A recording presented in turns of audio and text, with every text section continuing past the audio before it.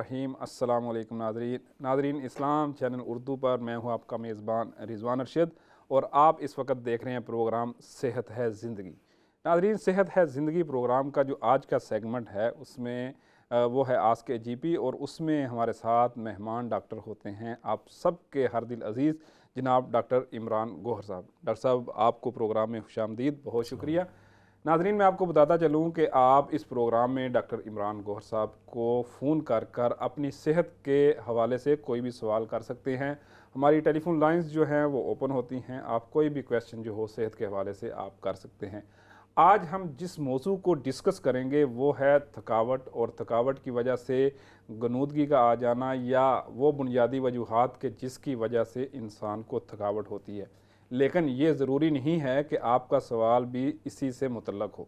आप कोई भी क्वेश्चन कर सकते हैं। आपके जोड़ों में दर्द है, आपके जिस्म में दर्द है, या आपको डिप्रेशन या एनजाइटी है, तो आप किसी भी टॉपिक के ऊपर डॉक्टर इमरान गोहर साहब से बात कर सकते हैं।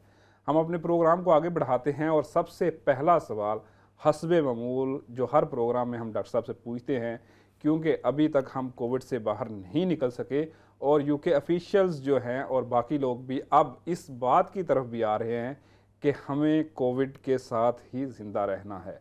तो डॉक्टर इमरान गौर से पूछते हैं, डॉक्टर साहब, ये जो स्टेटमेंट्स आई हैं कि कोविड को भी एक वायरस के तौर पर लिया जाए जिस तरह फ्लू होता है या इस तरह की चीज़ें हैं, पहले तो थोड़ी सी हमें ये बता दें कि इस वक्त करंट सिचुएशन क्या है कोविड की भी, ओमिक्रॉन की भी, और किस तरह लोग जो है इसके साथ जो है जीना सीख रहे हैं। और फिर ये जो स्टेटमेंट्स आई हैं, जो हेल्थ सेक्रेटरी हैं साजिद जावेद, उन्होंने भी कहा है कि हम इस तरफ जाएंगे या जाना शुरू हो गए हैं कि कोविड के साथ ही हमें अपनी ज़िंदगियों को गुजारना है। Thank you Rizwan. बिल्कुल, आई थिंक इस वक्त सबसे पहले तो सिचुएशन क्या है कोविड की सिचुएशन में इस वक्त ये है, मुझे लगता है कि जो कि एक ट्रेंड स्टार्ट हुआ था मिडल ऑफ दिसंबर से, मुझे लगता है कि शायद हम पीक कर चुके हैं। होपफुली इंशाल्लाह it should start to taper down from onwards, लेकिन अगेन कोई भी चीज़ हतमी नहीं हो सकती। मेरी एक ये राय है। अच्छी चीज़ ये है कि ओमिक्रॉन की वजह से डेथ रेट्स उस तरह नहीं थे जैसे कि पिछले साल थे। ऑब्वियसली किसी का भी इंतकाल हो जाना या किसी एक डेथ का भी जो है होना, वो हमारे लिए बहुत ही अफसोस का बायस होती है। लेकिन क्योंकि हम पिछले साल बहुत ही सिवियर किस्म की डेथ रेट्स हमने देखी हैं, तो हम जब कंपेयर करते हैं तो अल्हम्दुलिल्लाह उस तरह नहीं है। लेकिन इसके अलावा स्टिल हॉस्पिटल एडमिशन्स हो रहे हैं, और ज़्यादातर जो एडमिशन्स हैं वो उन लोगों के हैं जो कि वैक्सीनेटेड नहीं हैं।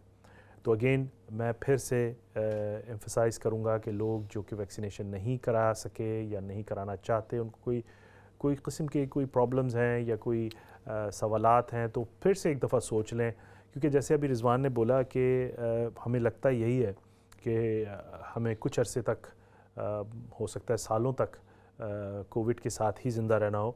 और ज़ाहिर है अगर आप वैक्सीनेटेड नहीं होंगे और दूसरे तमाम मामलात नहीं किए हुए होंगे, तो ट्रैवलिंग में, काम पे और मुख्तलिफ़ जगहों पे बहुत सारे प्रॉब्लम आ सकते हैं।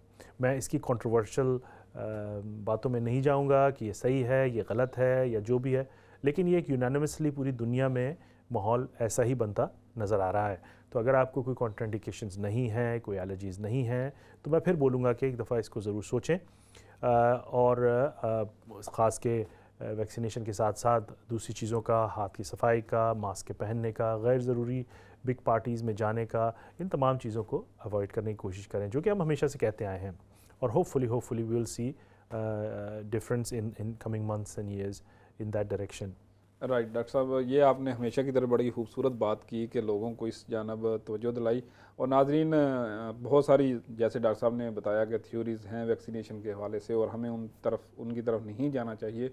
लेकिन बहुत ज़्यादा जो लोग हैं वो इस बात पर यकीन रखते हैं कि वैक्सीनेशन जो है इस बीमारी का हल है, आज की जो मेडिकल साइंस है उसकी रिसर्च के मुताबिक। तो उसके बाद भी इस पर इंशाल्लाह रिसर्च होती रहेगी और सारी चीज़ें जो भी डेवलपमेंट वगैरह होंगी हम अपने प्रोग्रामात के ज़रिए भी इंशाल्लाह आप तक पहुँचाएँगे। डॉक्टर साहब, हम अपने टॉपिक की तरफ बढ़ते हैं और नाजरीन को मैं बताता चलूँ कि आप कॉल कर सकते हैं हमारे टेलीफोन नंबर पर स्टूडियो में और डॉक्टर साहब से बात भी कर सकते हैं कि जो थकावट है ज़ाहिर है आदमी मेहनत करता है, काम करता है, तो उससे थकावट तो होती है, बिल्कुल लेकिन बहुत सारी चीज़ें ऐसी हैं कि जो बिला वजह की थकावट होती है। मिसाल के तौर पर आप घर पर हैं और सारी चीज़ें हो रही हैं, लेकिन आप थकावट फील करते हैं। बिल्कुल। लेकिन मेरा ख्याल है हम इस क्वेश्चन आंसर की तरफ जाने से पहले हमारे साथ एक कॉलर हैं, तो हम अच्छा उनसे बात कर लेते हैं अच्छा और उनसे पूछते हैं कि वो आपसे क्या बात करना चाहते हैं। जी अस्सलाम वालेकुम।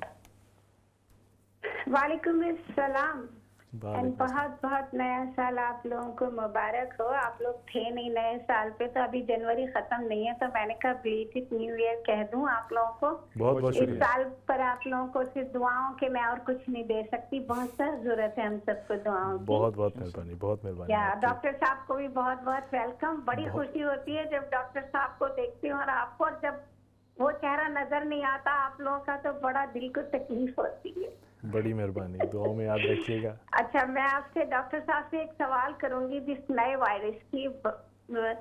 हम, मेरे ख्याल से ये नया वायरस हो गया है, हो के ऐसा चला गया है छुट्टियों में कि पता ही नहीं चला कि फ्लू था मुझे। जी और जी मुझे ऐसे फीलिंग हुई, मैंने टेस्ट भी किया तो वो टेस्ट तो बिल्कुल नेगेटिव आए, लेकिन I got this feeling inside my heart and my niece is also, she is a doctor, she said yes aunty same situation with me, I felt this way. तो बिल्कुल मैं डॉक्टर साहब से पूछना चाहूंगी कि ये आम फ्लू की तरह खत्म हो जाएगा ना दुनिया? बिल्कुल बिल्कुल सही आपने कहा। और बहुत ज़्यादा जो लोग और पेशेंट से मेरी बातचीत हुई है, उन्होंने यही बोला है कि हल्का फुल्का फ्लू से सिम्टम हुए हैं ओमिक्रॉन के, ख़ास के उन लोगों में जो कि फुल्ली वैक्सीनेटेड थे लाइक यू। और वो बेसिकली हल्का फुल्का नज़ला ज़ुकाम 3-4 दिन के सिम्टम्स के साथ साथ वो बेहतर हो गया। बाज़ लोगों को तो बल्कि कोई भी सिम्टम नहीं हुआ है, वो एसिम्टमेटिक रहे हैं, यानी कि उनको कोई सिम्टम्स ही नहीं हुए ओमिक्रॉन के, जो कि बहुत ही अच्छी और खुशाइन बात है। लेकिन सिर्फ बात वही है कि जो लोग वैक्सीनेटेड नहीं हैं और ख़ास के बच्चे जो हैं वो कैरियर हैं, ट्रांसमिट करते हैं बड़ों में, बूढ़ों में और उन लोगों में जो कि हाई रिस्क पेशेंट कहलाते हैं। लेकिन आपकी बात बिल्कुल दुरुस्त है कि जो कि बहुत ज़्यादा लोग हैं, ओमिक्रॉन जो है वो आके चला गया, और लेट्स होप कि ये इसी तरह माइल्डली आके चला जाए लाइक एनी अदर नज़ला ज़ुकाम, ताकि लोगों की अमवात ना हो। जो सबसे ज़्यादा डेवस्टेटिंग इफ़ेक्ट होता है और हमने देखा है इस वायरस का, जिसने पूरी दुनिया को ट्रॉमेटाइज़ किया है, वो इतनी ज़्यादा अमवात हैं। तो लेट्स होप कि ये इसी तरह इसके जो ज़ोर है वो कम होता रहे, क्योंकि वेरिएंट्स जो हैं नए नए आना एक किसी भी वायरस की एक नेचुरल प्रोग्रेशन है। और दुआ ये भी करनी चाहिए कि कोई नया अनोखा किस्म का वेरिएंट ना आए, हल्के फुल्के वेरिएंट आएँ जो कि आसानी के साथ निमट जाएं और हमें पता भी ना चले। और इंशाल्लाह आहिस्ते आहिस्ते वक्त के साथ साथ हमारी जो बॉडी है उसकी क़ुव्वत मुदाफ़ियत यानी कि इम्यूनिटी इतनी मजबूत हो जाए कि वो ओमिक्रॉन या इस तरह के जितने नए वेरिएंट आते हैं उनको हैंडल करने में कामयाब हो, और हमारा जो ये कोविड से है वो ये हमारी जान छूट जाए आने वाले वक्तों में इंशाल्लाह। राइट जी डॉक्टर साहब, तो जो हम बात कर रहे थे थकावट के हवाले से, तो उसमें एक तो ये है कि आप काम करते हैं, दिन भर आप काम करके आते हैं, आपको थकावट महसूस होती है, आप आराम करते हैं, दूर हो जाती है। लेकिन एक ऐसी है कि आपको फील होता है कि आप थके थके अपने आप को महसूस करते हैं, आपने कोई काम भी नहीं किया होता। तो उसकी जो वजूहात हैं आपके ख्याल में क्या है? उससे मेरी मुराद ये है कि आप घर में लेटे रहे, सुस्ती होगी, काहली होगी, उसकी वजह से भी आप थकावट महसूस करते बिल्कुल हैं। नहीं, आपका सवाल बहुत रेलेवेंट है, और ये one of the most common presentation in general practice as well. हम इसको बोलते हैं टायर्डनेस ऑल द टाइम। बहुत वसी टॉपिक है, हमने पहले भी डिस्कस किया है, और बहुत सारे जो हैं लोग इस मामले में सवालात भी करते हैं। ज़ाहिर है हम एक एक चीज़ की वजह तो नहीं बता सकते, लेकिन ब्रॉडली एक सब्जेक्ट को हम ज़रूर डिस्कस करते हैं, और पिछली दफ़ा भी शायद हम काफ़ी दफ़ा कर चुके हैं, और अक्सर लोग हमें इस बारे लिए फ़ोन भी करते हैं। थकावट के मौजू को जनरल प्रैक्टिशनर या जो फैमिली फिजिशियंस हैं वो दो हिस्सों में तकसीम करते हैं। एक होती है फ़िज़ियोलॉजिकल और एक होती है साइकोलॉजिकल एज वेल। फ़िज़ियोलॉजिकल जो है उसमें बहुत सारी चीज़ें हैं, डिपेंडिंग ऑन योर एज के बहुत सारी चीज़ों की कमी की वजह से थकावट होती है। One of the most common reason is iron deficiency in young females. Thyroid के प्रॉब्लम की वजह से भी थकावट हो सकती है, अगर अंडर एक्टिव थायराइड है, जो कि ज़्यादा कॉमन है बनिस्बत ओवर एक्टिव थायराइड के। इसके अलावा vitamin D, B12, folate deficiency, बहुत सारी चीज़ें हैं जिनकी कमी की वजह से, मैं कॉमन रीज़न्स की बात कर रहा हूँ यहाँ पे, उनकी वजह से थकावट का मसला होता है। लेकिन इसके साथ साथ साइकोलॉजिकल इश्यूज़ भी थकावट का बायस बनते हैं। Anxiety is one of the most common, and depression, stress, insomnia, आप सो नहीं पा रहे रात को किसी भी वजह से, स्ट्रेस की वजह से या किसी भी दूसरी वजह से, जो कि आपको मुसलसल थकावट रखती है।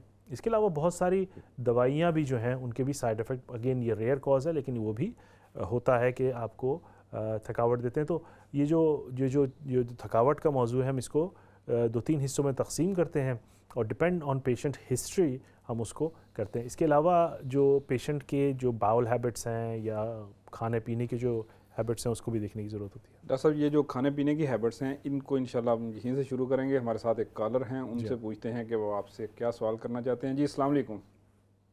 जी अस्सलाम वालेकुम। वालेकुम सलाम। डॉक्टर साहब, मैंने पूछना है कि जो मेरी नी है ना, जी जी, उनके निचले हिस्से में बहुत दर्द रहती है। ओके। तो उससे चलना फिरना बहुत मुश्किल हो गया, तो उसके लिए कोई क्या करूँ, क्या करना चाहिए? आपकी एज क्या है? जी, आपकी उम्र क्या है? उम्र तो अभी बिल्कुल बची हूँ। चलें ठीक है, 25 लिख दूँ? 2 साल की। 17 लिखूँ कि 18 लिखूँ? जी, 17 या 18? मैंने तो बताया 2 अच्छा, साल की हूँ अभी। अच्छा अच्छा, चले ठीक है। 1 ओके, and 2। चलें ठीक है ठीक है ठीक है, ओके ओके, आज मैं आपको बताता हूँ जी। बिल्कुल, बहुत शुक्रिया आपका जी। जी डॉक्टर साहब, आप इनको आंसर कर दें, फिर हम अपने उस मौजू की जी तरफ हाँ, नी का पेन है और बहुत यंग है ये, तो हो सकता है कि ज़्यादा एक्सरसाइज करने की वजह से हो रहा हो आपको, लेकिन आफ्टर सर्टेन एज के बाद जो नी का पेन है उसकी मुख्तलिफ वजूहत होती हैं। अगर इंजरी वगैरह नहीं हुई है तो ऑस्टियोआर्थराइटिस या नी का स्प्रेन होना, या यानी स्प्रेन मोच आ जाना, यानी कि नी का, ये भी बहुत वजह। ऑस्टियोआर्थराइटिस ज़्यादा कॉमन है स्पेशली औरतों में आफ्टर सर्टेन एज, 55-50 साल के बाद, wear and tear of the joints की वजह से। वेट का बढ़ जाने की वजह से भी बहुत ज़्यादा ये मसला होता है कि क्योंकि नी जो है वो वेट बेयरिंग जॉइंट्स होते हैं, और अगर आपका वेट बढ़ जाता है, और याद रखें कि जो आपके वेट बेयरिंग जॉइंट है यानी कि हिप जॉइंट या नी जॉइंट या एंकल जॉइंट, वक्त के साथ साथ ये आपके पूरे वेट को लेते हैं पूरी ज़िंदगी, और वक्त के साथ साथ इनमें ज़ाहिर घिसावट आती है, वेयर एंड टेयर आती है, और अगर फ़र्ज़ कीजिए कि अगर आपका वेट भी बढ़ जाता है साथ साथ, तो वो उसमें और ख़राबी का बायस बनते हैं। अक्सर हमारे यहाँ लोगों का लाइफस्टाइल जो है वो भी इतना एक्टिव नहीं है, यानी कि एक्सरसाइजेज़ वगैरह नहीं करते लोग, और पेन जो है और जो ऑस्टियोआर्थराइटिस है वो बढ़ता रहता है। क्या करना चाहिए इसके लिए? सबसे पहली चीज़ तो ये है कि इसका चेकअप कराना चाहिए, आदर अपने जीपी के साथ। वो प्रॉपर तरीके से उसको एग्जामिन करेंगे आपके, कि देखेंगे कि अगर कोई सूजन तो नहीं है, कोई चोट तो नहीं लगी है। फिर आपका वेट भी देखने की ज़रूरत होगी कि वेट, अगर आपका ओवर वेट तो आप नहीं है, लेट्स से कि कोई चोट नहीं लगी है, अगर आप ओवर वेट भी नहीं है, और अगर फ़र्ज़ कीजिए देयर इज़ नो स्वेलिंग और एनीथिंग, तो आप फिजियोथेरेपी यानी कि कुछ एक्सरसाइजेज़ वगैरह कर सकती हैं। अगर ये मसला, तो ये तो एक ऐसे आदमी के लिए जिनको कि ये मसला पहली या दूसरी दफ़ा हुआ है। अगर किसी को मुसलसल ये प्रॉब्लम रहता है तो हम एक्सरे ज़रूर करा लेते हैं, साथ साथ फिजियोथेरेपिस्ट और दूसरे लोगों से भी मशवरा किया जाता है। अगर सूजन होती है और रिकरेंट प्रॉब्लम है तो डेफिनेटली इसके लिए ऑर्थोपेडिक रेफरल भी किया जा सकता है और कुछ ब्लड टेस्ट भी किए जा सकते हैं। राइट डॉक्टर साहब, हमारे साथ एक और कॉलर इस वक्त मौजूद हैं और उनसे हम पूछते हैं कि वो आपसे क्या बात करना चाहते हैं और उनका क्या सवाल है। जी अस्सलाम वालेकुम। अस्सलाम वालेकुम। वालेकुम अस्सलाम। रिजवान बेटा, क्या हाल है आपके? अल्हम्दुलिल्लाह आंटी, आप ठीक हैं, खैरियत से हैं? मैं ठीक हूँ माशाल्लाह। माशाल्लाह। और डॉक्टर साहब का क्या हाल है? अल्हम्दुलिल्लाह, अल्लाह का शुक्र है। आप सुनाएं, आप ठीक ठाक हैं? डॉक्टर साहब, आप लोग जब आते हैं ना, दिल पाक पाक हो जाता है। बड़ी मेहरबानी, बड़ी और मेहरबानी, पहले सिस्टर ने कितना मतलब कि आपको वेलकम किया है। बड़ी मेहरबानी, बड़ी मेहरबानी, बड़ी मेहरबानी। दूसरी ये बात है, ये जो कोरोना आया है ना, ये इससे नुकसानात तो बड़े हुए हैं, लेकिन आप आए हमारे चैनल में इसके जरिए एक फायदा छोड़ दिया इसने। चले जी, तो बड़ी दूसरी मेहरबानी। बात, आपने जो टॉपिक रखा हुआ है ना कि अभी वो लोग थक जाते हैं, वो तो रिजवान सबसे पहले ज्यादा थकता है। ईद के ऊपर थोड़ा सा काम करना पड़ा, और जनाब ईद वाले दिन बेचारे चांद ही नहीं घूम रही थी। वो आंटी असल में ट्रैफिक की वजह से हम लेट हुए थे, थकावट नहीं हुई थी उस दिन। नहीं, ये सही बात है। तो आप इनका पहले इलाज कर देना। इसको हमने वो खिलानी है निहारी और वो जो वो छोड़े आपके जूते पाए पाए खाएगा ये, फिर ये जूते जान मारे पड़ेगा। आपके भी, और आपने तो बात छेड़ दी ना, तो रिजवान तो भाग गया। सही है। कभी कोई ऐसा भी करता है, इंशाल्लाह ताला भी कहा, और फिर मुझे सलीम भी नहीं पहुंचाई आप लोगों ने। ये देख लें नहीं आंटी, इंशाल्लाह मैं आपसे ना इस रमज़ान से पहले एक चक्कर लगाता हूँ और आपके लिए हलीम लेके आता हूँ इधर से। क्या बात है, इंशाल्लाह। मजाक कर रही हूँ, मैं तो खुद हलीम की बड़ी मास्टर हूँ। तो फिर हम आपसे खा लेंगे। बड़ा देश का भर के बनाती हूँ। नहीं तो फिर आपसे खा लेंगे ना, आपको हम आप सबको खिलाऊं मैं। फिर इस तरह है कि फिर हम आपको बताएंगे कि इस दिन हम आ रहे हैं, तो आपसे खा लेंगे फिर इंशाल्लाह। चलो ठीक है, कोई बात नहीं, आप आए, बिस्मिल्लाह। चलें, चलिए, थैंक यू वेरी मच। अपना बहुत सारा ख्याल रखा करें। बहुत बहुत शुक्रिया आंटी आपकी कॉल का और आपकी हौसला अफजाई का। डॉक्टर साहब हमारे साथ एक और कॉलर मौजूद हैं और हम उनसे भी बात करते हैं कि वो आपसे क्या सवाल करना चाह रहे हैं। जी अस्सलाम वालेकुम। वालेकुम सलाम। जी जी जी, अस्सलाम वालेकुम। करूं? जी जी बोलें। मुझे वीकनेस बहुत ज्यादा है, मैं खड़ा नहीं हो सकता, चल नहीं सकता, बहुत वीकनेस है। आपकी उम्र क्या है? 137। How much? कितनी जी? 137। 1137। हाँ। Okay 1137, okay fine. अच्छा जी, और कोई बीमारी आपको लाइक डायबिटीज़ या कोई और प्रॉब्लम तो नहीं है? कोई दवाइयाँ लेते हैं आप? नहीं, अपना कंट्रोल में है। 500। क्या कहा? नहीं 500 डायबिटीज कंट्रोल है। अच्छा, मेटफॉर्मिन लेते हैं आप, ठीक, समझ गया मैं, समझिए। इसके अलावा कोई एस्पिरिन भी लेता हूँ। जी जी, अच्छा, आपको कभी और कोई दवाइयाँ नहीं लेते आप? सिर्फ 2 दवाइयाँ लेते हैं, ठीक है? हाँ, नहीं, मैं पेशाब के लिए भी कभी लेता हूँ, पेशाब के लिए भी। अच्छा जी, और आपको कभी कोई स्ट्रोक या हार्ट का प्रॉब्लम हुआ है? हाँ। हुआ है, अच्छा ठीक है। अच्छा, इसके अलावा आपके बाउल्स यानी कि बाथरूम वगैरह ठीक है, पेशाब पखाना बिल्कुल ठीक है? लेकिन चेयर पर। ओके जी, मैं आपको बताऊंगा जी, थैंक यू वेरी मच। जी डॉक्टर साहब, मेरा ख्याल है आप इनको आंसर कर दीजिए और फिर हम अपने उसी टॉपिक की तरफ चलेंगे जिसमें आप खाने पीने की अक़साम का जी जिक्र हाँ, कर रहे थे। एक्चुअली ये जो सवाल साहब ने किया, इनकी उम्र जो है तकरीबन 80 के करीब होगी। जी। और इन्होंने बोला कि उनको वीकनेस रहती है, इनको कुछ हार्ट की कंडीशंस भी हो चुकी हैं इन द पास्ट, और ये डायबिटीज़ भी है इनको, और ये दवाई भी लेते हैं डायबिटीज़ के लिए। मेरे ख़्याल में इन्होंने कहा कि ये इनकी मूवमेंट भी काफ़ी रिस्ट्रिक्टेड है। बहुत फिर वही बात आएगी कि बहुत सारी वजूहात हो सकती हैं टायर्डनेस के लिए। मैं ज़ाहिर है इनकी डायबिटीज़ है, अगर इनकी डायबिटीज़ वेल कंट्रोल नहीं है तो वो भी एक वजह हो सकती है टायर्डनेस की, और तमाम चीज़ों की इमोबिलिटी। इसके अलावा आई थिंक मेरे ख्याल में अगर मैं इसको एक एज अ केस लेता हूँ कि जिनको कि कोई चीज़ नहीं हुई है, इन्वेस्टिगेशन नहीं हुई है, तो वो ज़्यादा लोगों को हेल्प करती है चीज़। अगर फ़र्ज़ कीजिए कि इस सिनेरियो में अगर इनको अचानक ही ज़्यादा वीकनेस और थकावट हो रही है, तो मेरे ख्याल में ये अपने डॉक्टर से एक पूरा जनरल ब्लड टेस्ट ज़रूर करवा लें, और उसमें डायबिटिक लेवल भी चेक करा लें, इसमें अपना थायराइड भी चेक करा लें, आयरन भी चेक करा लें, विटामिन डी ज़रूर चेक करा लें, folate, B12, thyroid function, liver function, kidney function, तमाम चीज़ों को चेक करा लें, क्योंकि ज़ाहिर है इनकी ख़ास के जैसे हिस्ट्री है जिसमें कि इनको डायबिटीज़ भी है, हार्ट का भी इशू रह चुका है, तो हो सकता है ये बहुत ज़्यादा वजूहात हो सकती हैं। तो ये जो ब्लड टेस्ट है, मैं इसको बोलता हूँ कि एक general MOT for tiredness all the time, ये तमाम चीज़ों को चेकअप हो जाता है, जो एक 90% of the cause of this issue. तो उससे कम से कम एक बेसलाइन इल्म हो जाएगा कि क्या वजह है। हो सकता है कि इनकी डायबिटीज़ अंडर कंट्रोल ना हो सकता है कोई और वजह हो सकता है किडनी का बहुत बड़ा इशू हो सकता है लॉन्ग टर्म डायबिटिक्स में। तो मेरे ख्याल में ये इस वक्त जो है वो एक अपना भरपूर तौर पे एक ब्लड टेस्ट ज़रूर करवा लें, जिससे कि एक बेस लाइन लेवल्स पता चल जाएं कि आया क्या गड़बड़ है, किसकी वजह से आपको टायर्डनेस हो रही है। राइट डॉक्टर साहब, इसके साथ आपने हम जो बात कर रहे थे थकावट के हवाले से, तो उसमें आप तज़किरा करने लगे थे कि कुछ ग़िज़ाएँ या खाने पीने की चीज़ें भी ऐसी होती हैं कि जिसकी वजह से जो असरअंदाज होती हैं। बिल्कुल। तो उसको प्लीज़ आप कैरी ऑन कीजिए।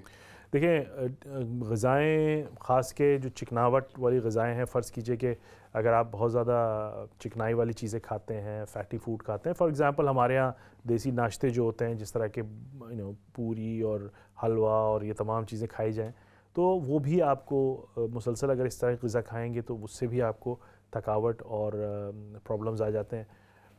तो मेरे ख़्याल में हमारे जो एक कल्चरल इश्यूज़ हैं ग़िज़ाओं के, उसमें तेल और घी का इस्तेमाल बहुत ज़्यादा होता है और वो भी आपको हैवी ग़िज़ाएँ जो होती हैं वो भी आपको थोड़ा सा डल और लेज़ी कर देती हैं और थकावट का बाइस बन जाती हैं।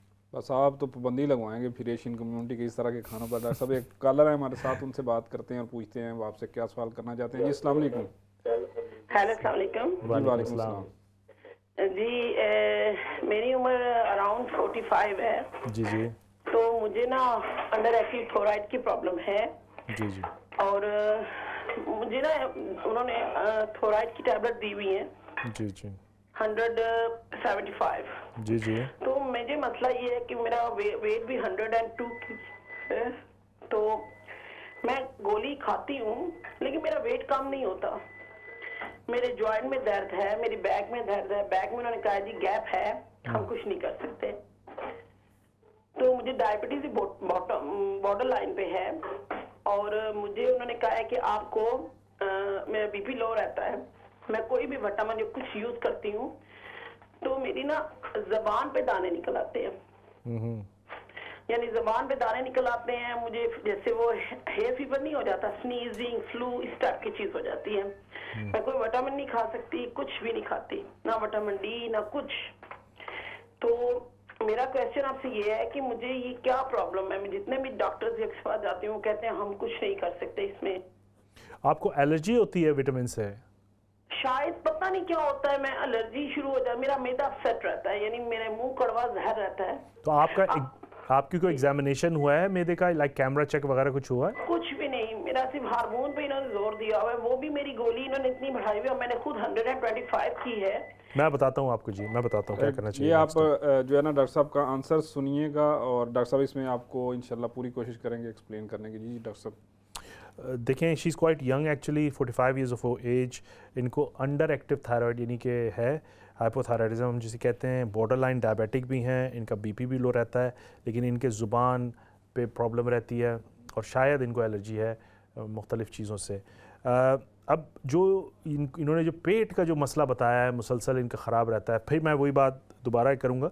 ठीक है, आपको थायराइड का तो प्रॉब्लम है और उसके लिए आप दवाई भी ले रही हैं, लेकिन उसकी एक मॉनिटरिंग होनी चाहिए कि थायराइड लेवल ठीक है या नहीं। तो सबसे पहले तो ये बात है, अगर थायराइड लेवल आई होप कि नॉर्मल है, विद इन द रेंज है, और फिर भी ये तमाम सिम्टम्स रहते हैं, तो एक जनरलाइज ब्लड टेस्ट होना चाहिए और उसमें तमाम चीज़ें जो है ना वो चेक होनी चाहिए कि और कोई मसला तो नहीं है। दूसरी चीज़ ये है कि हो सकता है कि आप जो बॉर्डर लाइन डायबिटिक कह रही हैं, आप हो सकता है बॉर्डर के उस तरफ हो। अगर कोई शख्स सिम्टमेटिक है, यानी उसको बहुत ज़्यादा प्यास लगती है, बहुत ज़्यादा पेशाब आता है और उसका डायबिटिक लेवल जो है वो बॉर्डर लाइन कहा जा रहा है, तो मेरे ख़्याल में जो नई प्रोटोकॉल है उसके मुताबिक आप दवाइयाँ स्टार्ट कर सकते हैं डायबिटीज़ के लिए। तो आपके जो मुंह में छाले का होना या रिकरेंट स्किन इन्फेक्शन अक्सर लोगों को हो जाते हैं जो कि बॉर्डर लाइन डायबिटिक्स होते हैं, थ्रश का हो जाना, इस तरह का, तो मेरे ख़्याल में ऐसे लोगों को चाहिए कि वो डायबिटिक मेडिकेशन स्टार्ट करा दें क्योंकि वो सिम्टमेटिक हैं और वो शायद तमाम दूसरे मसलों को हल कर देता है। तो ये आपके लिए भी मेरा मशवरा होगा, आप अपने जीपी से इस टॉपिक पर डिस्कस करें कि आया मैं डायबिटिक मेडिकेशन शुरू कर दूं या नहीं कर दूं, क्योंकि अगर आपको ये प्रॉब्लम हो रहा है तो हो सकता है डायबिटीज़ आपको हो और आपको दवाइयाँ जो हैं वो तमाम मसले का हल निकाल दें। So the other issue is, आपने जो अपने मैदे का बताया कि मुझे मैदे में प्रॉब्लम रहती है। देखिए, मैदे में अगर प्रॉब्लम रहती है उसके लिए भी बहुत सारी चीज़ें हैं। उसके लिए हम स्टूल सैंपल करवा लेते हैं अगर कोई प्रॉब्लम है गैस्ट्रिक की। इसके अलावा कैमरा चेक, एंडोस्कोपी हम बहुत दफ़ा पहले भी अपने प्रोग्राम्स में डिस्कस कर चुके हैं, वो भी की जा सकती है, जिससे कि मैदे की जो हालात हैं उनका भी बारे में पता चल जाता है। लेकिन इन तमाम चीज़ों से पहले मैं आपका लिवर फंक्शन, किडनी फंक्शन और दूसरे जो टेस्ट हैं उनकी भी रिकमेंडेशन करूँगा। मेरे ख़्याल में आप दो चीज़ों पे हल्की सी मैंने हिस्ट्री ली है आपकी ज़ाहिर है, तो उसमें आपने डायबिटीज़ की ट्रीटमेंट के सिलसिले में बात कर लें और गैस्ट्रिक इश्यूज़ के बारे में मेरे ख़्याल में रेफरल करवा लें एक, ताकि कैमरा चेक हो जाए और उसकी हालत पता चल जाए। राइट डॉक्टर साहब, अभी हमारे पास वक्त थोड़ा कम है, ब्रेक पर हम जाएंगे और जब वापस आएंगे तो इंशाल्लाह आपकी कॉल्स भी लेंगे और डॉक्टर साहब आपको उस हवाले से आंसर भी करेंगे। नाज़रीन, हमारे इस प्रोग्राम का मकसद यही होता है कि आप तक सेहत के मसाइल के हवाले से आगाही पहुंचाई जाए। तो इस हवाले से आपके पास कोई भी क्वेश्चन हो तो आप डॉक्टर साहब से कर सकते हैं। इंशाल्लाह मिलते हैं एक छोटे से ब्रेक के बाद, हमारे साथ रहिएगा।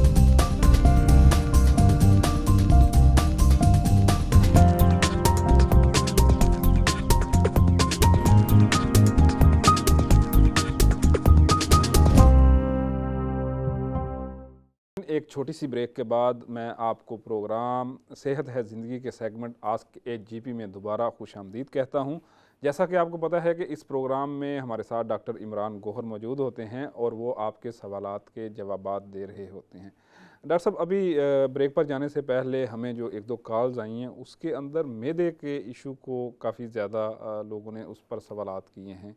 तो हमारे नाज़रीन को ज़ाहिर है कुछ तो लोगों को अंदाज़ा है कि मैदे का काम क्या है और उसके फंक्शनल चीज़ें क्या हैं, लेकिन इसको सेहतमंद रखने के लिए सबसे बेहतरीन तरीक़ाकार क्या है, और ख़ास तौर पर जो ही किसी भी फ़र्द की एज थोड़ी ज़्यादा होती है, वो 40+ या 50+ जाता है, तो उस दौरान में किन चीज़ों को ज़्यादा अख्तियात के साथ करने की ज़रूरत है ताकि उनका जो मैदा है वो फंक्शनल रहे और उससे जुड़ी हुई तकरीबन इंसानी जिस्म की तमाम चीज़ें उससे जुड़ी हैं और वो अपनी सेहत का बेहतर ख्याल रख सके।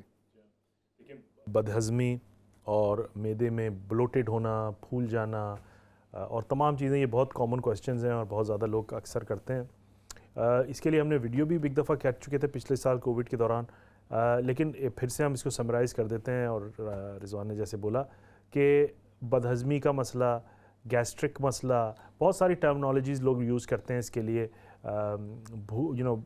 इंडाइजेशन होना, बदहज़मी होना, पेट में जलन का होना, ये तमाम चीज़ें बहुत कॉमन सिनेरियो हैं आजकल।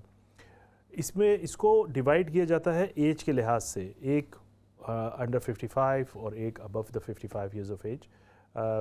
होता यह है कि मैं कॉमन कॉजेज़ की बात करूँगा कि अगर आप यंग हैं, वर्किंग एज हैं, तो ज़्यादातर जो मसाइल हैं ये गैस्ट्राइटिस के हम किसको कहते हैं, यानी कि इन्फ्लेमेशन का हो जाना, पेट में ब्लोटेड फील करना, बदहज़मी का होना, रिगर्जिटेशन का होना, रिफ्लक्स का होना, यानी कि लगता है कि एसिड जैसे मुंह में आ रहा हो। तो इन तमाम की बहुत कॉमन वजूहात हैं। बेसिकली वो ये होता है कि आपके जो एसिड इम्बैलेंस हो जाता है आपके मैदे के अंदर। अब इसकी वजूहात क्या हो सकती हैं? वजूहात इसमें खाने पीने की बदहतियाती है। एक तो अक्सर लोग हम takeaways, greasy food, oily food का ज़्यादा खाना, ये एक बहुत बड़ी वजह है। एक वजह यह है कि टाइम पे खाने का ना खाना, यानी कि एक दफ़ा दिन में बहुत ज़्यादा खा लिया और बाकी दफ़ा कुछ ना खाया, या फिर बाकी दफ़ा हल्का फुल्का खाया, एक दफ़ा बहुत ज़्यादा खा लिया। तो वो इम्बैलेंस इन योर नेचुरल जो एक फिनोमेना है उससे इम्बैलेंस है, ये नॉर्मल नहीं है। इसके अलावा अक्सर लोग फिज़ी ड्रिंक्स बहुत पीते हैं, एसिडिक फूड का खाना, बहुत ज़्यादा मिर्चों का खाना, और अक्सर लोग जो हैं वो स्मोकिंग बहुत करते हैं। स्मोकिंग भी बहुत उसकी एक बहुत बड़ी वजह हो सकती है। अल्कोहल भी उसकी एक बहुत बड़ी वजह है इंडाइजेशन वगैरह के लिए। Stress itself can cause all those problems as well. मैं कॉमन सिनेरियोज़ की बात कर रहा हूँ। तो इन तमाम चीज़ों को देखने की ज़रूरत है आपके अपनी ज़िंदगी में। अगर किसी शख्स को भी, ख़ास के इफ़ यू आर यंग और आपको ये तमाम प्रॉब्लम हो रही हैं, तो आप अपने आप को, मसला ये आता है कि लोग तमाम काम भी करना चाहते हैं, प्रॉब्लम का हल भी चाहते हैं, तो ये एक बड़ा मुश्किल हो जाता है। नहीं होगा, कुछ ना कुछ तो सेक्रीफाइस करना पड़ेगा अपनी सेहत के लिए। डॉक्टर साहब हमारे साथ कॉलर मौजूद हैं, कुछ उनसे बात करते हैं। तो सबसे पहले अपने पहले कॉलर से बात करते हैं। जी अस्सलाम वालेकुम। अस्सलाम वालेकुम। वालेकुम सलाम। जी हाँ जी, मैंने ये पूछना था कि मैं टेस्टिंग लिए गया था मेरे हार्ट के लिए। जी जी। तो मेरे चेकअप पहला किए, उन लोग ने 3-4 चेकअप्स किए। मेरे बाइक पर चेक किया, फिर दूसरी एक्सरसाइज पे चेक किया, वो सारे ठीक ठाक थे, 80% ठीक थे। तो फिर उन्होंने मुझे स्कैन किया मेरे हार्ट को। तो जब ये हार्ट को स्कैन किया तो वो बहुत हार्ड, मतलब बहुत जोर से किया उन लोग ने। मैंने उस वक्त तो कुछ नहीं कहा कि क्या कहते हैं कि इतना हार्ट मेरा पेन हो रहा था, तो मैंने कुछ भी नहीं कहा। उसके बाद थोड़ा ठीक हो गया। तो फिर मैं भी बात कर रहा था डॉक्टर साहब के साथ, तो वो कह रहा था कि आपका सब ठीक ठाक है, लेकिन आपको ये कोलेस्ट्रॉल की गोली खानी पड़ेगी। मैंने कहा जब ये मेरे सारा ठीक ठाक है, तो हार्ट भी आपने चेक किया और क्या कहते हैं बाइक पे ऊपर भी टेस्टिंग की, ईसीजी भी कराया, सब एवरीथिंग इज ओके, तो ये टैबलेट्स क्यों दिए? तो और मेरा ब्लड टेस्ट क्यों नहीं किया हुआ है? तो कह रहे कि हाँ हमने ब्लड टेस्ट आपको क्या कहते हैं भेज देंगे, तो लेकिन आपको ये जो सेटिंग दवाई है जो कोलेस्ट्रॉल के लिए ये खानी पड़ेगी बगैर ब्लड टेस्ट के। फिर उसके बाद मैंने उसने ब्लड टेस्ट के पर भेजा। ओके। हाँ जी, तो ब्लड टेस्ट पे ये आया 5 आया, क्या कहते हैं उसका क्या होता है 5 मिलीमोल्स या। हाँ बस वो आया। तो फिर मैंने उनको कहा जब सब कुछ ठीक ठाक है तो फिर आप मुझे ये टैबलेट्स क्यों दे रहे हैं? सही बात है। तो फिर हाँ, तो मैंने क्या, और पहला मेरा ब्लड टेस्ट क्यों नहीं कराया, पहले ये टेस्ट सब करा ले। ठीक तो है। पहला आपको ब्लड टेस्ट कराना चाहिए था। ठीक है, क्या तो बोला वो उन्होंने? अभी जबी का अभी 1 साल हो गया है, मेरा जो हार्ट पल्पलेशन है वो काफी कितनी दफी होता है, तो मैं थोड़ा वरीड रहता हूँ उससे। ये एक दो चीज़ें मैं पूछूंगा सिर्फ आपसे। आप गए क्यों थे हार्ट टेस्ट का कराने? क्या हुआ, क्या था प्रॉब्लम, क्या हुआ था आपको? प्रॉब्लम ये हुई थी कि जब भी 1-2 साल पहले मेरे क्या कहते हैं ब्लॉटिंग बहुत हो रहा था। ओके। तो ब्लॉटिंग बहुत हो रहा था, तो मुझे पहले स्कैन कराया सब। उन लोग ने क्या, मुझे जो मेरा थ्रोट है ना वहाँ पर क्या कहते नोड्यूल है। ओके। नोड्यूल है, तो फिर तो जो डॉक्टर था वो कहता है मुझे लगता है आपको ये फर्दर चेकअप्स कराने पड़ेंगे हार्ट के भी। ठीक है। तो हार्ट में कोई प्रॉब्लम नहीं था। ठीक है, ठीक है। एक मैं क्विकली 1-2 क्वेश्चन करूंगा क्योंकि हमारे पास और भी कॉलर हैं। आप सिगरेट पीते थे या पीते हैं? नहीं, मैं सिगरेट नहीं पीता। Never smoked. गुड। ओके। और आपकी पहले जब भी छोटा था, मैं अभी 67 का हूँ। ठीक है। आपकी फैमिली में तभी मैंने पिया था। आपकी फैमिली में जी जी जी ठीक है, आपकी फैमिली में हिस्ट्री है हार्ट प्रॉब्लम की? नहीं, हार्ट प्रॉब्लम की नहीं थी। Brilliant, thank you. मैं आपको इसका जवाब देता हूँ जी। Thank you very much. बहुत शुक्रिया आपकी कॉल का। डॉक्टर साहब इंशाल्लाह आपको इस पे आंसर करेंगे। हमारे साथ एक और कॉलर मौजूद हैं और उनसे पूछते हैं डॉक्टर साहब कि वो आपसे क्या बात करना चाहते हैं। जी अस्सलाम वालेकुम। जी हेलो जी जी वालेकुम सलाम। आप बात कीजिए, डॉक्टर साहब आपको सुन रहे हैं। अच्छा जी, अस्सलाम वालेकुम। जी वालेकुम सलाम। बलकानी मेरी उम्र जो है वो तो है 78 है। जी जी। और मेरा वजन जो है वो तकरीबन 48 है। ओके। किलो। जी जी। तो मुझे तो काफ़ी सारी प्रॉब्लम है। एक तो ये मुझे पेशाब बहुत आता है। ओके। और दूसरी ये कि मुझे प्यास बहुत लगती है। अच्छा। तो मुझे कोलेस्ट्रॉल था, उन्होंने मुझे पहले दवाई चेंज करके दी, फिर बाद में ये लिप्टन क्या ये दवाई 20 मिलीग्राम की दी। आपका डायबिटीज तो आपको है? उन्होंने कहा था कि बॉर्डर लाइन पे है, दवाई कोई नहीं दी। तो अच्छा ठीक है, मैं बताता हूँ जी आपको। तो ओके। ये जो है ना वो पेशाब ज्यादा आता है। तो जब मैं घर में चेक करती हूँ तो वो तकरीबन 5-4 आता है शुगर, जो अब घर में चेक करती हूँ। और वो आपका जो उन्होंने HbA1c कराया है टेस्ट, जो एक टेस्ट 3 महीने की रीडिंग देता है, वो कभी कराया है? वो सर्जरी में? जी सर्जरी कराती है वो। हाँ, उन्होंने 4 हफ्ते पहले कराया था, तो वो कहते थे कि बॉर्डर पे है शुगर। मैं आपको अपना एक पर्सनल मशवरा दूंगा इसमें, आप फ़ोन पे टीवी पे रहिएगा, मैं आपको बताता हूँ जी। Thank you. बहुत बहुत शुक्रिया आपकी कॉल का, आपके सवाल का। आप डॉक्टर साहब इसको इंशाल्लाह आंसर करेंगे। आप प्रोग्राम देखते रहिए, डॉक्टर साहब आपको आंसर कर देते हैं। डॉक्टर साहब आपके पास 2 क्वेश्चन इकट्ठे हो गए और तकरीबन दोनों क्वेश्चन जो हैं ये बड़े इंपॉर्टेंट क्वेश्चन हैं। जी हाँ बिल्कुल। और इस हवाले से हमारे एक्चुअली ये सब हम हमेशा बात करते हैं कि सवाल से सवाल निकलता है और हम एक आगाही करते हैं। जो प्रीवियस हमारे कॉलर थे उन्होंने बताया कि उनको ब्लोटेडनेस वगैरह के कुछ सिम्टम्स हुए और मुख्तलिफ दूसरी वजूहत हुई जिसकी वजह से उनको हार्ट का चेक कराया। वो 67 ईयर ओल्ड हैं और वो उनको कोई और ना फैमिली हिस्ट्री है, ना वो स्मोकर हैं, ना उनको कोई हार्ट के ऐसे सिम्टम्स हैं। उनका हार्ट का टेस्ट हुआ और टेस्ट के बाद उन तमाम टेस्ट यानी कि इस्केमिक हार्ट डिजीज़ का टेस्ट जो होता है, यानी कि ट्रेडमिल पे जाना या स्कैन का होना, और तमाम टेस्ट उनके हो गए, जो कि एक अच्छी बात है। एक्चुअली 67 ईयर्स की एज में एक MOT हो जाना अच्छी बात है हार्ट की, ताकि उसमें आपको पता चल जाता है कि हार्ट की कंडीशन क्या है।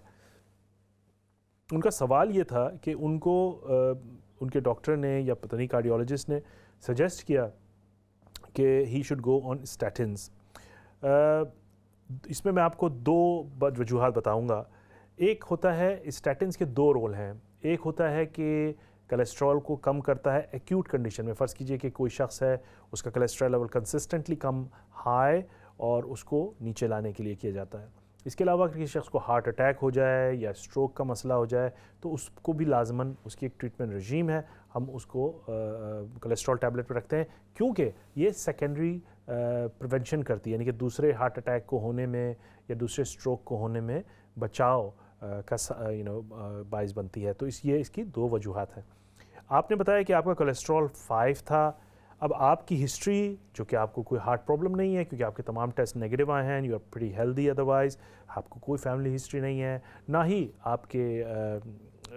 आप स्मोकर थे, तो आप क्वाइट लो रिस्क हैं इन दैट सेंस। और प्लस आपकी तमाम हार्ट और दूसरी चीज़ें चेक भी हो गई हैं।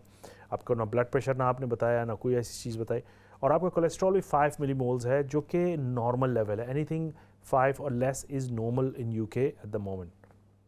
तो मेरे ख़्याल में इस चीज़ को आर्ग्यू किया जा सकता है विद योर हिस्ट्री कि देखें हर चीज़ चेक हो गई है और ये कोलेस्ट्रॉल भी मेरा नॉर्मल है, मैं डाइट में भी करता हूँ, तो मे भी आप अवॉइड कर सकते हैं दवाई को। हो सकता है उस डॉक्टर ने शायद आपकी एज देख के या एथनिक ओरिजिन देख के शायद बताया हो कि हो सकता है कि आगे जाके आपका कोलेस्ट्रॉल हाई हो जाए। तो ये मेरे ख्याल में आपका पॉइंट वैलिड है, आप इसको अवॉइड कर सकते हैं। You can have a blood test done every year with your doctor to keep an eye on the cholesterol and have your healthy lifestyle carry on with the keep an eye on your cholesterol and other bits and pieces. तो आप avoid कर सकते हैं मेरे ख्याल में इस level में जो आपने मुझे बताया है। फिर हमारी एक कॉलर थी जिन्होंने बताया कि शी 78 years of age और उनको एक्सेसिव यूरिनेशन यानी कि पेशाब का ज़्यादा आना और एक्सेसिव थर्स्ट यानी कि प्यास का ज़्यादा लगना दोनों हो रहे हैं।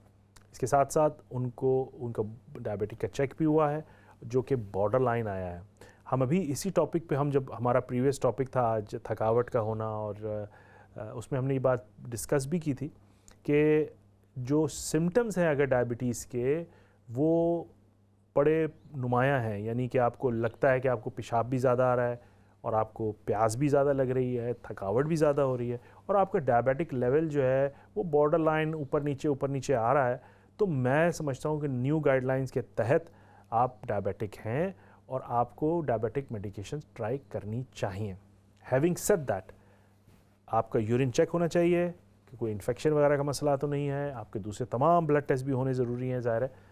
और मैं ये जो मशवरा दे रहा हूँ ये उस बुनियाद पे दे रहा हूँ कि आपकी तमाम दूसरी चीज़ें ठीक हैं, यानी कि आपको ना तो लिवर में कोई प्रॉब्लम है, ना किडनी में प्रॉब्लम है, ना फुल ब्लड काउंट कोई इश्यू है और तमाम दूसरी चीज़ें नॉर्मल हैं, पेशाब में इन्फेक्शन भी नहीं है।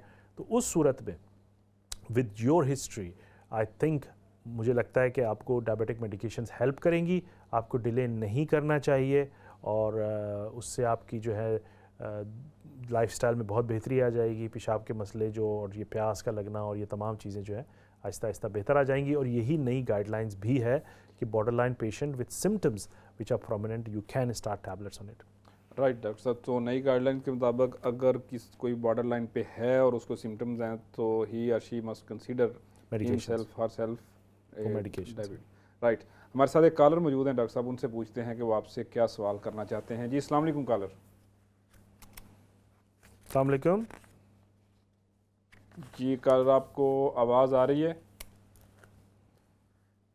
जी हम, मेरा ख्याल है उनकी कॉल ड्रॉप हो गई है, अभी दोबारा आएंगे तो उस पर करेंगे। डॉक्टर साहब, ये हम वैसे तो डायबिटीज़ पे हमने बेशुमार प्रोग्रामात किए हैं, लोगों को इस हवाले से काफ़ी शोर भी हमने दिया है, लेकिन अभी ये जो आपने आज 2 कॉलर्स के साथ बात की तो उसमें आपने कहा कि जो नई गाइडलाइंस हैं उसके मुताबिक फ़र्द को कंसीडर करना चाहिए अपने आप को जो है डायबिटिक। तो ये नई गाइडलाइंस एक्चुअली हैं क्या, या हमारे नाज़रीन को ये पता होना चाहिए कि अगर उनके पास ये अलामात हैं तो फिर जीपी के जाने से पहले उनको एटलीस्ट ये तो आगाही हो ना कि वो क्यों जा रहे हैं और क्या वो भी इस कैटेगरी में फ़ॉल करते हैं कि उनको भी शुगर का मर्ज़ लाहक हो चुका है। जी हाँ बिल्कुल, देखिए डायबिटीज़ एक बहुत बड़ी वबा की तरह पूरी दुनिया में फैल रही है और बहुत ज़्यादा लोग जो हैं वो अफेक्ट हो रहे हैं डायबिटीज़ से आए दिन। तो जैसे भी कोई नई बीमारी होती है इसमें डेवलपमेंट्स, रिसर्च और तमाम चीज़ें जो है वो एक मुसलसल हो रही हैं और होती रहेंगी आने वाले वक्त में भी, ताकि अर्ली डायग्नोसिस हो, बचाव के लिए क्या किया जा सकता है, डायग्नोस भी अर्ली हो, और ताकि आपका लाइफस्टाइल जो है वो बेहतर हो, क्योंकि इसके जो नताइज हैं ना ट्रीट करने के वो भी काफ़ी डेंजरस हो सकते हैं। वो आपकी आंखों पे, आपकी किडनीज़ पे, आपके हार्ट पे, तो मुख्तलिफ पूरे जिस्म पे एक्चुअली इसकी ट्रीटमेंट ना करने की वजह से अफेक्ट हो सकता है। तो इसी तरह मुख्तलिफ सालों में कोई ना कोई नई गाइडलाइंस आती रहती हैं रिसर्च करने के बाद कि इसको इस तरह ट्रीट किया जाए, इस तरह ट्रीट किया जाए, इस तरह ट्रीट किया जाए। तो ये जो नई गाइडलाइंस हम बातें कर रहे थे उसमें यह है कि बेसिकली अगर आपको सिम्टम्स बड़े नुमायाँ हैं और आप बॉर्डर लाइन आ रहे हैं तो आपको ट्रीटमेंट स्टार्ट का सोच सकते हैं और कर लेनी चाहिए, क्योंकि इसका मतलब ये है कि आपको डायबिटीज़ बेसिकली है। हो सकता है ब्लड टेस्ट बॉर्डर आ रहा हो लेकिन जो सिम्टम्स हैं वो नुमायाँ हैं, तो वो आपको बेसिकली ट्रीटमेंट करनी चाहिए। उसकी फ़ायदा ये होता है कि एक तो आपको जो मुसलसल, जैसे अभी हमारी प्रीवियस कॉलर थी उन्होंने बताया पेशाब ज़्यादा आ रहा है और प्यास का बहुत ज़्यादा लगना, तो एक तो ये मुसीबत से जान छूट जाती है कि आपके सिम्टम्स बेहतर हो जाते हैं।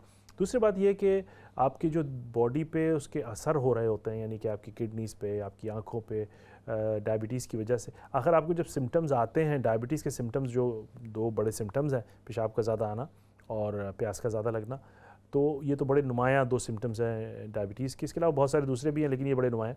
तो अगर ये फ़र्ज़ कीजिए कि तमाम दूसरी चीज़ों को एक्सक्लूड करने के बाद ये सिम्टम्स इतने नुमायाँ हैं, तो इसका मतलब है, और डायबिटीज़ का लेवल भी बॉर्डर आ रहा है, तो इसका मतलब है कि आपको मोस्ट प्रोबेबली डायबिटीज़ है और उसके लिए ट्रीटमेंट कंसिडर करनी चाहिए। हाँ, ये बहुत बड़ा एक इशू ये होता है कि लोग बहुत रिलक्टेंट होते हैं दवाइयों पे जाने के लिए, क्योंकि it is considered as a life long medication. लेकिन ऑब्वियसली अगर फ़र्ज़ कीजिए कि कोई चीज़ नुमायाँ है और वो ज़िंदगी को आपके असर कर रही है, तो you have to make a decision on that rather than keep suffering and causing more damage to your body. Doctor साहब, अभी आपने ये जो बात की है कि बहुत सारे लोग जो है ना वो रिलक्टेंट होते हैं मेडिकेशन पर जाने के लिए, सिर्फ इसी वजह से कि अब हमें ये खानी पड़ेगी और इसके बगैर जो है ना हमारा गुजारा नहीं होगा। लेकिन मुख्तलिफ़ जगहों पर जो आर्टिकल्स मैंने खुद पढ़े हैं या वीडियोस देखी हैं, इवन एक दो पर्सनल ऐसे लोग हैं जिनको मैं जानता हूँ कि उनके साथ भी यही मामला दरपेश आया और वही उन्होंने थोड़ी सी, ज़ाहिर है मैं उसको यही कहूँगा कि जीपी ने जो इंस्ट्रक्शन दी उनको फॉलो नहीं किया, लेकिन अपने तौर पे उन्होंने अपना लाइफस्टाइल चेंज कर दिया। यानी लाइफस्टाइल ये चेंज किया कि वो अगर बहुत ज़्यादा खाना खाते थे तो उसको ख़त्म किया, फिर वॉक जो है डेली बेसिस के ऊपर काफ़ी माइल्स जो है शुरू की, और मतलब जीपी को उन्होंने कहा कि हम मेडिकेशन ले रहे हैं, लेकिन उन्होंने ली नहीं। और ये वाक़तन हमने देखा और उन लोगों ने बताया भी कि अपने लाइफस्टाइल को चेंज करने से और अपनी जो बड़ा खाने की हैबिट उसको चेंज करने से उन्होंने रिकवर कर लिया। द रीज़न इज़ दैट क्योंकि वो अर्ली स्टेजेस के ऊपर थे। बिल्कुल सही बात। तो इस हवाले से भी हमारे नाज़रीन को बताएं कि ये कितना ज़्यादा ज़रूरी है कि अगर आप फ़र्ज़ करें इस मेडिकेशन पे रिलेक्टेंट है तो एटलीस्ट आपको फिर दूसरा स्टेप तो करना चाहिए ना। बिल्कुल, बहुत ही इम्पोर्टेंट पॉइंट आपने बताया और हम बारहा ये बात पहले भी कर चुके हैं।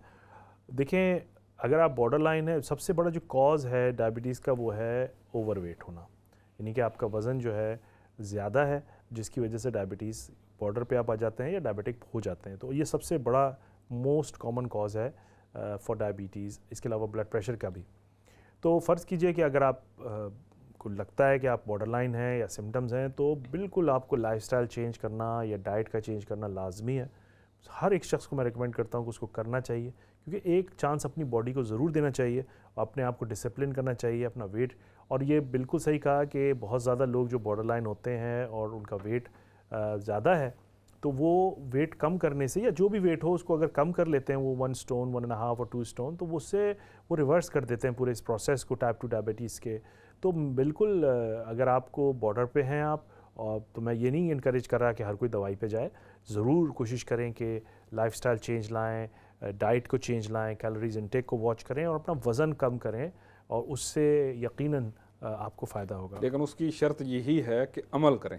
बिल्कुल, हाँ, हम बोलना आसान होता है, हाँ, करना मुश्किल होता है, हम सबके लिए होता है। मैं इसको डॉक्टर साहब, हमारे साथ एक और कॉलर मौजूद हैं और उनसे पूछते हैं कि वो आपसे क्या सवाल करना चाहते हैं। जी, अस्सलाम वालेकुम collar.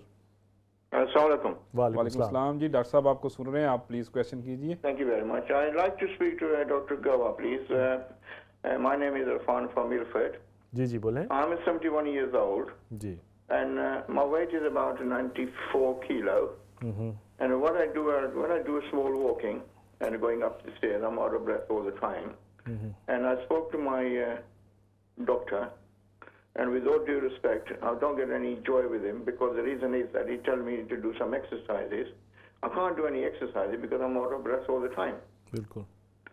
So I need your second opinion. How to go about it? जी हाँ, बिल्कुल. Thank you very much for your call, and inshallah Dr. Imran Gohar will answer you on this point. जी हाँ, देखें ये वाकई इट्स अ कैच-22 सिचुएशन कि आपका वज़न ज़्यादा है, आपकी एज भी है. मोस्ट प्रोबेबली ये अगर आप नॉन स्मोकर हैं और अगर आप अदरवाइज़ यूर फाइन, सो सांस के फूलने की दूसरी वजूहात में हार्ट के प्रॉब्लम्स या लंग्स के प्रॉब्लम्स का भी बहुत बड़ा एक वजह होती है.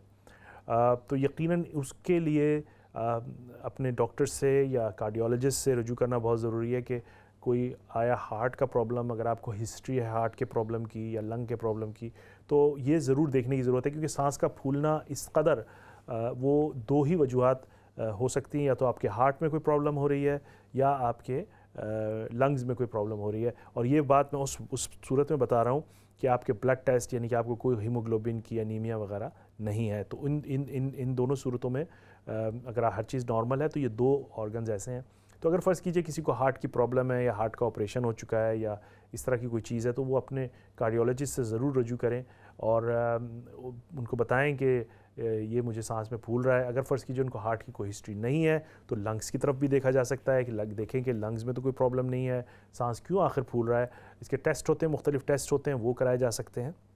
और फिर वज़न ज़ाहिर है in the mean time while this is all happening, ग़िज़ा में जो है ना वो अपने एहतियात करें, जो भी कर सकते हैं, ईज़िली वॉक या एक्सरसाइज या अपने आप को एक्सर्ट करना बग़ैर पेन दिए हुए अपने आप को वो करें. और ग़िज़ा का एक प्लान बनाएं रेगुलर तरीके से जिसको कंसिस्टेंटली फॉलो करें इन द मीन टाइम, ताकि आपके जो कार्डियोलॉजिस्ट है या जो भी रेस्पिरेटरी कंसल्टेंट है या आपके जीपी को अगर इसका एक्सपीरियंस है तो वो कर लें.